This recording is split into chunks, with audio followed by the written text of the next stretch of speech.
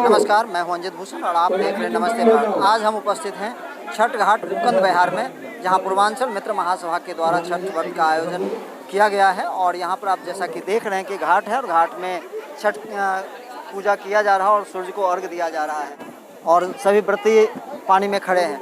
तो चलते हैं, हम कुछ वहाँ जो लोग उपस्थित हैं उनसे हम बातचीत भी करते हैं, आयोजकों से, कि कैसा यहाँ प्रोग्राम किया गया और किसके द्वारा किया गया।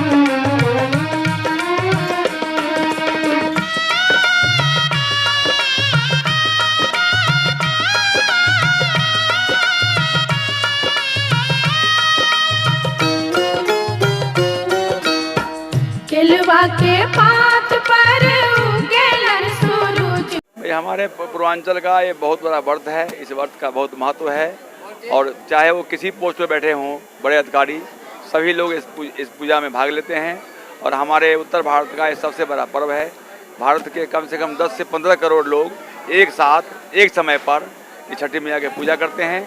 चाहे वो देश विदेश कहीं भी हों, वहीं पूजा करते हैं। और अगर वहाँ व्यवस्था नहीं है तो वहाँ से अपने देश के लिए जाते हैं।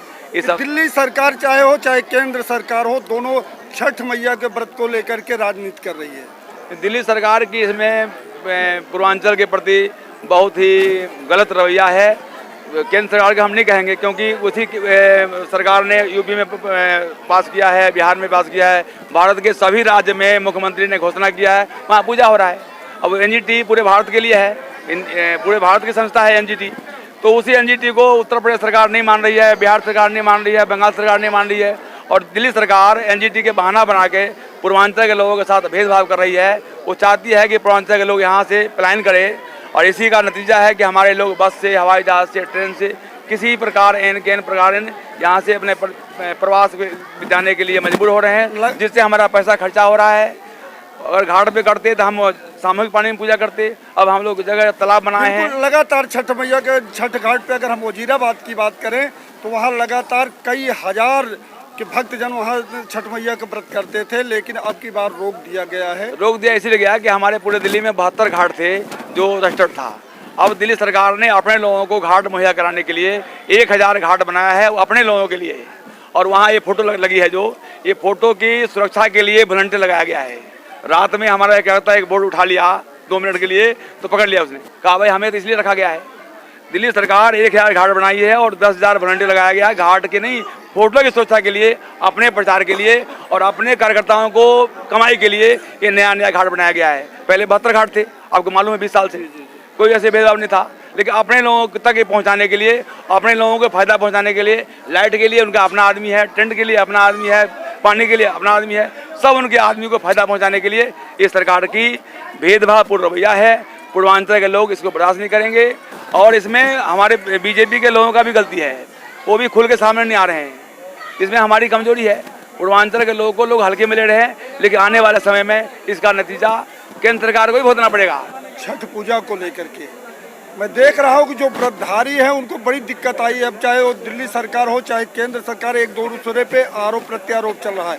राय, आपकी क्या राय है? देखिए, मेरी राय ये है कि ये जो छठ मैया का जो पर्व है, सभी पर्वों से महापर्व है, बहुत ही पवित्र पर्व है, जिसके बारे में पहले तो अंधविश्वास था, लोगों को पता नहीं था। ये लोग पता नहीं कैसे मनाते हैं और क्यों मनाते हैं, इनको जानकारी नहीं थी।